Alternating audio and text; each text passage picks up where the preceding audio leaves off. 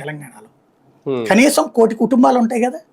అవును. 1 కోటి కుటుంబాలకి 1 కోటి మందికి 1 కోటి ఉద్యోగాలు ఇస్తారా మీరు? 1 కోటి ఉద్యోగాలు ఇస్తే నెలకి కనీసం 25,000 జీతం పెట్టుకోవాలి కదా.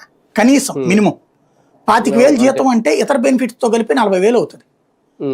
40,000 కోట్ల రూపాయలు కొత్తగా ఆల్రెడీ ఉద్యోగాలు ఉన్నవాళ్ళు ఉంటారు.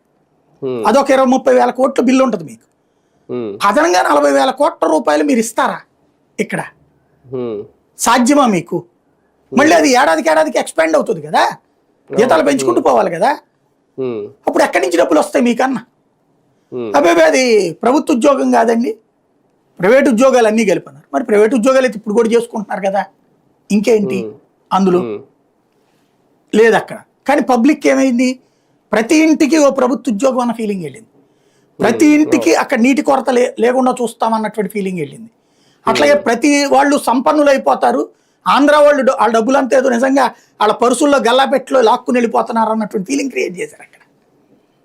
అట్లాగే ఏ స్థాయిలో వాళ్ళని మోసం చేశారంటే పేదలు, నాకు బాగా గుర్తు, ఒక ఆయన మన లైవ్లోనే చెప్పుకొచ్చారనమాట.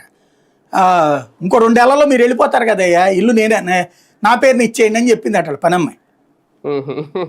అంటే వాళ్ళు రాష్ట్రం వదిలేసి జనం వెళ్ళిపోతారు, ఇల్లు కూడా తీసేసుకుంటాం, వాళ్ళ కార్లు తీసుకుపోతాం అన్నటువంటి. ఏదో యుద్ధం వచ్చినప్పుడు కనుక యుద్ధం ఓడిపోయిన తర్వాత